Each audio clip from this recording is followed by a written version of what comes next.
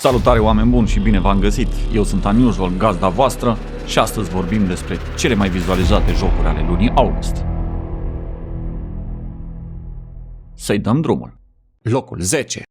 Când iadul vine pe pământ și sub alte forme decât politicienii care ne conduc, Diablo 4 este cu siguranță numele aflat pe buzele tuturor, mai ales că a fost nevoie de aproape un deceniu pentru a-l dezvolta și lansa. Când așteptarea a luat sfârșit și Diablo 4 a fost în sfârșit disponibil pentru a lua la măcel hoardele dezlănțuite ale iadului, lumea gamerilor s-a părțit în două precum Marea Roșie la mișcarea de tăiaga lui Moise. O parte care se declară dezamăgiți și o parte care se declară încântați, pentru că de obicei cale de mijloc nu prea ai cu gamerii sau cu oamenii în general. Deși nu vine cu aproape nimic nou în domeniul RPG-urilor de acțiune, Diablo 4 readuce cu sine acea față întunecată a lucrurilor pe care mulți dintre noi am îndrăgit-o în primele două versiuni ale seriei. Un lucru pe care nimeni nu cred că îl poate contesta este faptul că sunetele în Diablo 4 sunt incredibil de bine realizate și te transpun în atmosfera jocului. Probabil una dintre îmbunătățirile notabile o reprezintă secvențele cinematice realizate direct din motorul jocului, astfel că personajul tău apare în filmulețele dintre episoadele principale ale povestii jocului, așa cum îl ai tu echipat și colorat. Adică foarte probabil extrem de urât, pentru că unde ați văzut voi gamer cu simț estetic. Cu bune și cu rele, Diablo 4 rămâne în continuare un etalon pentru jocurile hack and slash și pentru RPG-urile de acțiune și, după cum ne spune și prezența sa în acest clasament, unul dintre cele mai urmărite jocuri.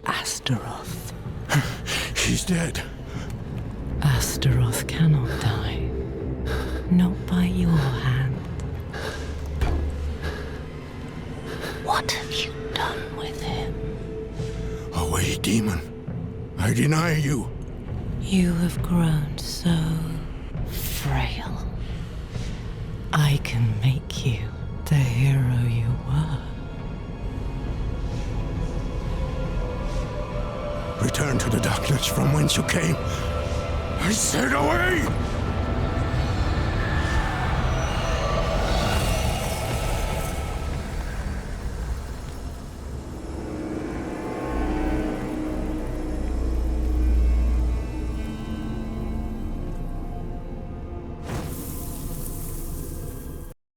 Locul 9.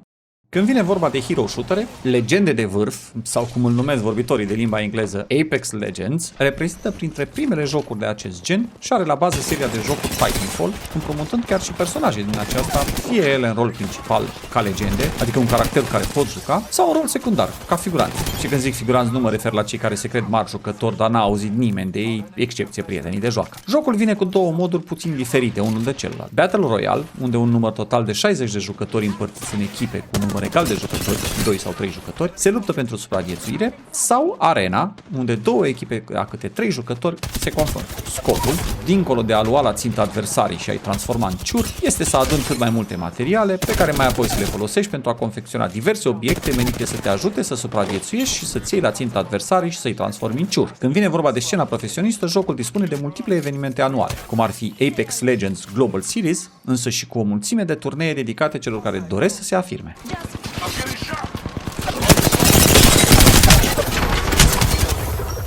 Recharging shields. Recharging my shields. Reloading. Locul 8.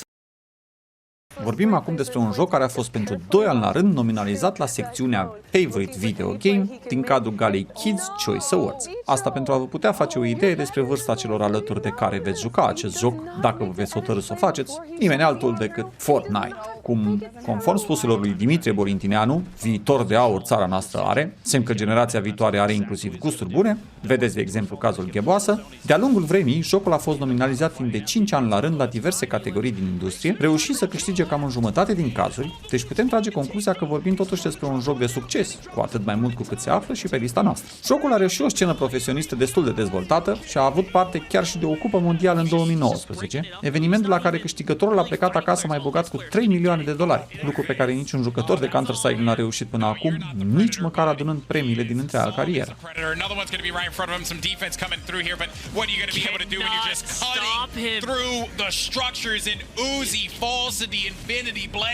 There it is. See, he's looking to break the structures that are connecting these high ground players so he can pick up more elims too from the fall damage. Gonna get another one here. He's gonna be trapped inside of the storm though. Doesn't matter. He can jump anywhere he needs to be right now. Gets another elimination. He's on a killing spree. Oh my word! He has There's picked up another one. 8 eliminations, Oh 10 my gosh. eliminations. It doesn't matter anymore. This is Psalm's world, and we are just merely living in it. Oh, the guy fell. That's They're all number just 11. falling. Because he's creating so much carnage. Here's He's creating so another much one. carnage. He got another one. Locul 7. Vorbim acum despre cel mai bine vândut joc din istorie, cu peste 238 de milioane de copii vândute și aproximativ 140 de milioane de jucători activi. Un fel de The Beatles al industriei gamingului, pe numele său Minecraft. Pentru un joc în care tot ce trebuie să faci este să aduni cuburi, reprezentând diverse tipuri de materiale, și apoi să le stivuiești în altă parte, creând astfel diverse forme, nu te-ai gândit vreodată că fix ăsta este cel mai vândut joc din istorie. Dacă însă începi să arunci o privire la ce au reușit unii jucători, evident, după ani de zile de muncă asiduă, de multe ori în echipe care pot ajunge chiar la câteva mii de jucători, începi să înțelegi de ce acesta este cel mai vândut joc din toate timpurile. Până la urmă, în ce alt joc poți să iei parte la un proiect în care sunt implicați mii de oameni deodată și care trag la aceeași căruță, sau în care particip la construcția celebrei cetăți a regilor din Lord of the Rings, Minas Tirith, sau a unei replici a orașului New York. Jocul are mai multe moduri, printre care regăsim modul creativ, în care jucătorul nu are niciun fel de restricții legate de utilizarea obiectelor sau cuburilor din joc și de asemenea poate muri doar dacă pică în abis sau este ținta unei comenzi de kill. Deci acesta este modul în care orice om de rând, cu puțină imaginație și viziune în spațiu, poate deveni un Gaudi contemporan, sau modul de supraviețuire, în care jucătorul trebuie să fie atent la atribute precum viață, foame, armură sau oxigen, practic mai mult sau mai puțin să trăiești viața unui om căsătorit.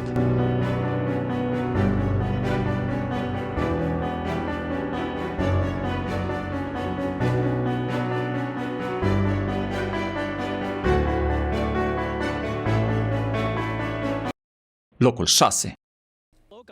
Teamfight Tactics este pentru League of Legends ce este Dacia pentru Renault. O rodă aceea îndepărtată care împarte similarități și ceva strămoși comun, în cazul de față Dota Autochess, pentru că dacă Riot Games tot se ocupă de copiat pe alții, măcar să o facă până la capăt. Jocul este un multiplayer de tipul Last Man Standing, cu 8 jucători implicați în înfruntări 1 vs 1 împotriva celorlalți jucători sau chiar a calculatorului, de-a lungul mai multor etape și runde, până când 7 jucători sunt eliminați. Practic un fel de concurs de băut, la care pot participa și minorii, că nu implică strop de alcool. Excepție cazul în care ești atât de alcoolic încât nu te poți abține nici cât să dai un meci de TFT. Pentru cine nu știe ce este Dota Autochess, nu vă gândiți la vreun Deep Blue modern pregătit să-ți nopească în bătaie pe Ding Liren, ci vorbim despre un auto-battler, iar în cazul Teamfight Tactics, fiecare jucător are la dispoziție propria echipă pe care acesta o așează pe tabla de joc și care mai apoi dă singură. Componența echipei fiind formată din campioni din LoL, de aici legătura dintre cele două. Există și o scenă profesionistă, însă în comparație cu Dota 2 sau LoL, este un fel de Liga 3 de fotbal pusă lângă Champions League. No hero augments on 2-1. There's a round of applause from the other side of the production room. Acum este momentul ideal pentru a da subscribe la canal, arătându-ți în acest fel susținerea pentru ceea ce se întâmplă pe aici și totodată să activezi notificările pentru a fi printre primii din cei peste 8 miliarde de locuitori ai acestei planete care vor afla despre noile clipuri pe care le voi publica. Dacă acest videoclip este demn de like-ul tău, te rog să apeși butonul și să-i arăți că-ți place, pentru că toți simțim uneori nevoia de a fi apreciați. Locul 5.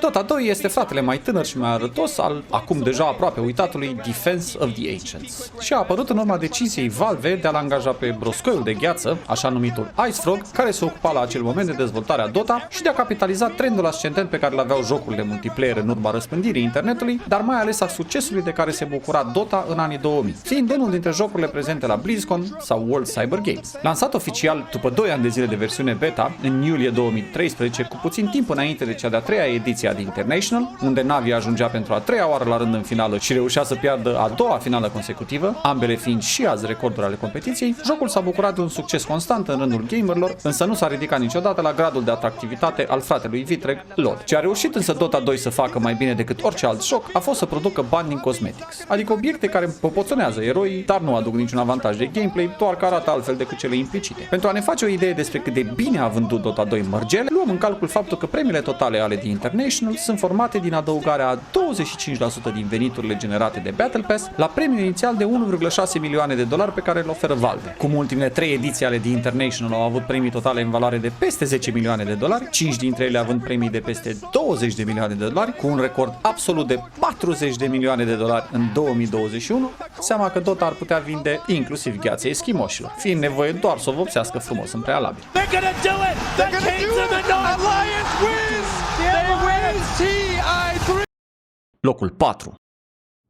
CSGO, fără absolut nicio legătură cu mult mai celebrul, sper, joc de strategie abstractă inventat în China acum mai bine de 2500 de ani, reprezintă al patrulea joc din seria omonimă și este, cel puțin pentru moment, adică până la lansarea CS2, apogeul în materie de Counter-Strike. Iar Counter-Strike reprezintă probabil cel mai cunoscut joc multiplayer, tactical first-person shooter. Când alte jocuri de genul nu existau nici măcar la stadiul de proiect, Counter-Strike avea deja o bază solidă de jucători, majoritatea dintre ei acum la pensie probabil, o grămadă de servere, private și publice, pe care lumea se înjura ca la ușa cortului și, probabil cel mai important aspect, îi învăța pe tinerii jucători că Wile E. Coyote din lumea Looney Tunes nu e singurul care s-a lăsat păcălit de un desen bine plasat pe perete. La fel ca multe alte jocuri la ora actuală, Counter-Strike are o pleiadă de turnee online sau offline cu organizatori de renume gen PGL, MLG și ESL, cu milioane de urmăritori online, pentru că atunci când se satură de înjurat cu băieții și fetele pe serverele publice, orice gamer respectabil mai aruncă o privire și la cum dă cu AVP-ul un al de Forest. Dă-mi AVP-ul să-l deprim pe fraier. And it looks very bad here now for NIP, surely, but Forest steals away another frag.